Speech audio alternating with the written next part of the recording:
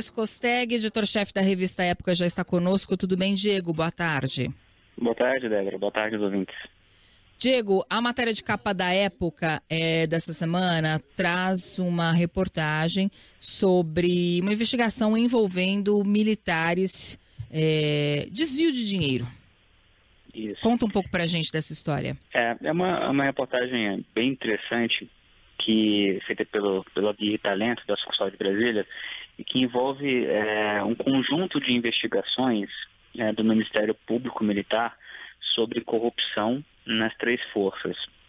Essas são cerca de 300 casos de corrupção e que foram encaminhados ao Tribunal de Contas da União, que vem tentando fazer um trabalho de melhoria na gestão e diminuição da corrupção nas Forças Armadas, né?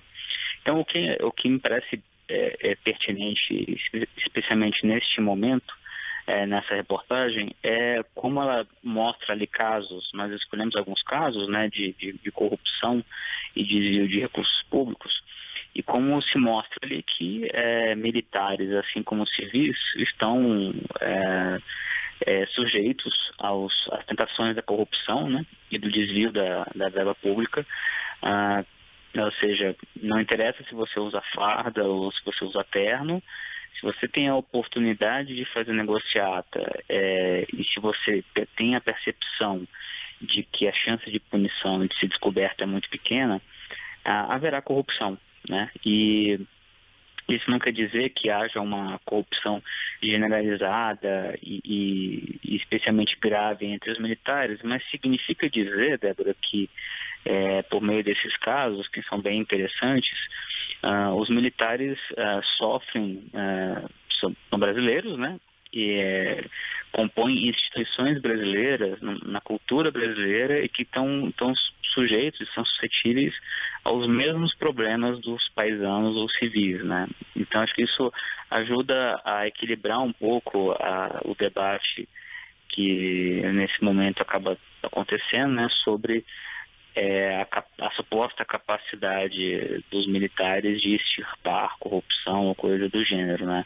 O que os estudos, os fatos no Brasil e os estudos comparados no mundo demonstram é que os militares não têm nenhuma qualidade, uma virtude que os civis não tenham em termos do trato com a coisa pública, né? Em termos do dinheiro. Então, acho que é uma reportagem momentosa que vale a pena para os ouvintes conferir e refletirem um pouco sobre o que está acontecendo em termos dessa corrupção endêmica também nas Forças Armadas, né? Diego, só para o nosso ouvinte ter ideia, dá um exemplo aqui para a gente de alguma das situações relatadas na reportagem. Por exemplo, assim, há muitos casos bem amadores, né, que demonstram a chamada certeza da impunidade, né? Por exemplo, num hospital de Recife, um dos responsáveis pelo setor de compras fraudou uma licitação de uma empresa que prestava serviços de quimioterapia, cobrou 10% de propina, né, e recebeu essa propina na conta pessoal, na conta corrente dele mesmo, né? Conforme ele autorizava os pagamentos a essa empresa prestadora de serviço, o Hospital Militar da área de Recife, ele recebia um percentual, né? Ou seja, é um esquema muito simples e muito clássico de corrupção, né? E isso envolve provas levantadas pelo Ministério Público Militar, e esse coronel e outros envolvidos estão sendo investigados ainda, já foram denunciados, estão recorrendo ao Superior Tribunal Militar, né? A gente tem que lembrar que casos de militares cometendo crimes, né, flagrados em corrupção, por exemplo, são processados nas cortes militares, né? E há vários casos, não só no Exército, na Marinha, na Aeronáutica, do mesmo tipo de corrupção, né? Ou seja, gestores ali, coronéis ou outros, pessoas com outras patentes ocupando cargos de gestão ou com acesso à caneta, né, e ao dinheiro da Força Armada, fazendo esse tipo de negociata, né? Ou seja, um contato ali com grupos empresariais e fraudando licitações, atestando serviços que não foram prestados, superfaturando obras e contratos, de maneira a beneficiar os empresários e também embolsar a propina, né? No caso, os militares são submetidos à justiça militar e também são investigados por órgão militar.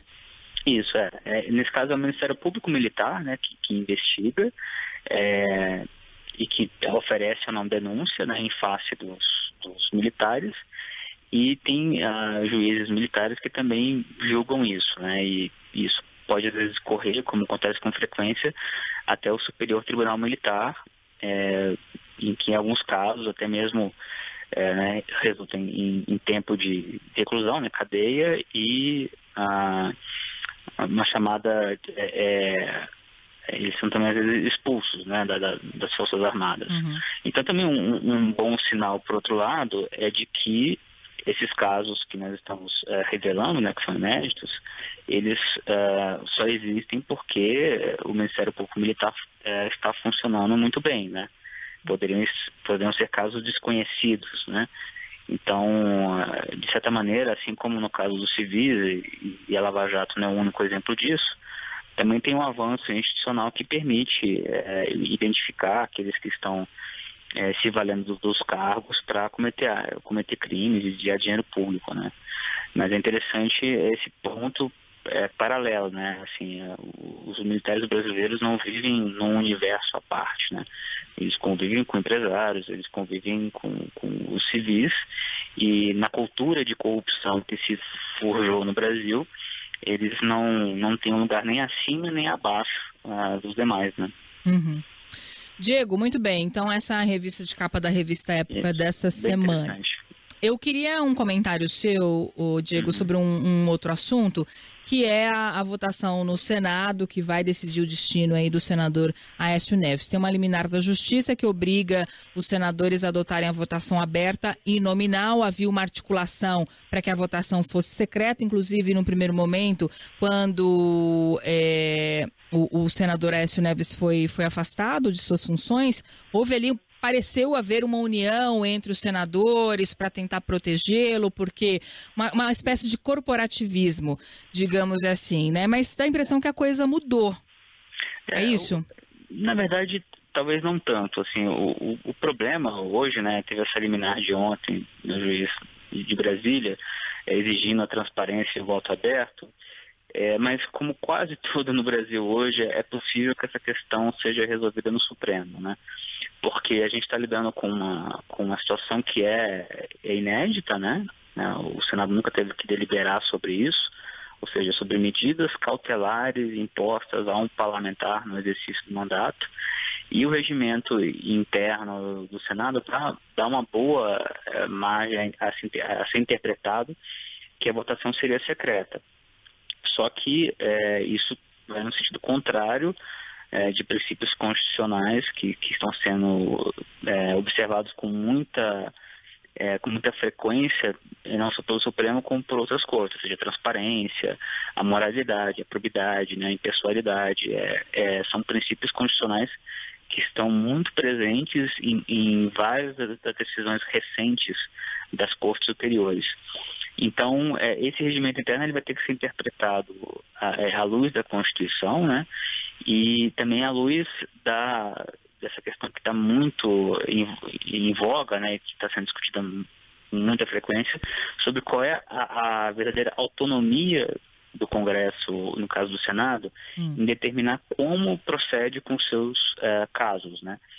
Então, pode ser que realmente que isso chegue até o Supremo, mas chegando ou não à disposição na casa ainda, e o voto secreto facilitaria isso, é salvar o Aécio, porque se tem uma percepção realmente generalizada, isso ultrapassa partidos, vai do PT ao PSDB, de que existe um momento agora favorável eu vou ter que recorrer a essa expressão, estancar a sangria, né? Realmente a fazer com que a Lava Jato tenha um refluxo, as leis penais não sejam aplicadas como talvez devessem, e os políticos possam se salvar e sobreviver, né?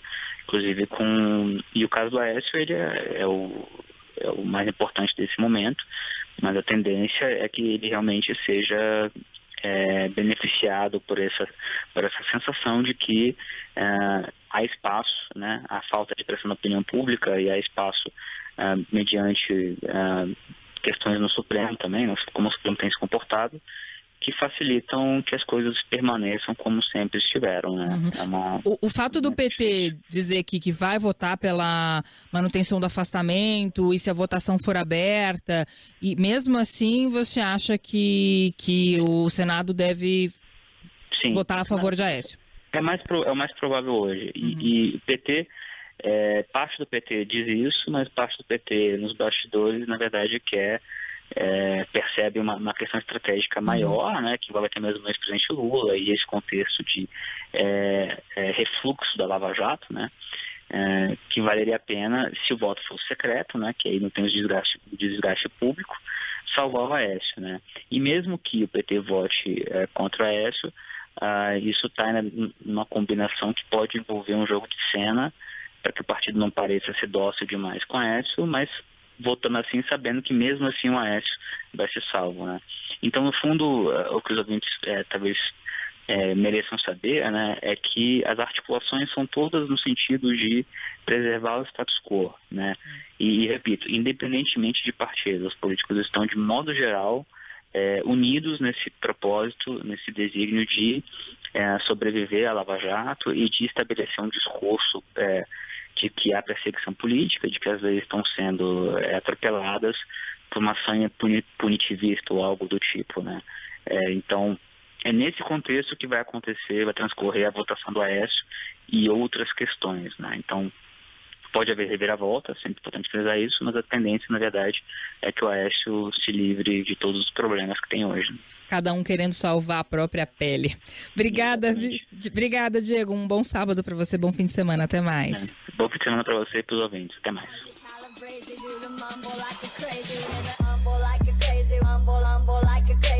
Rumble like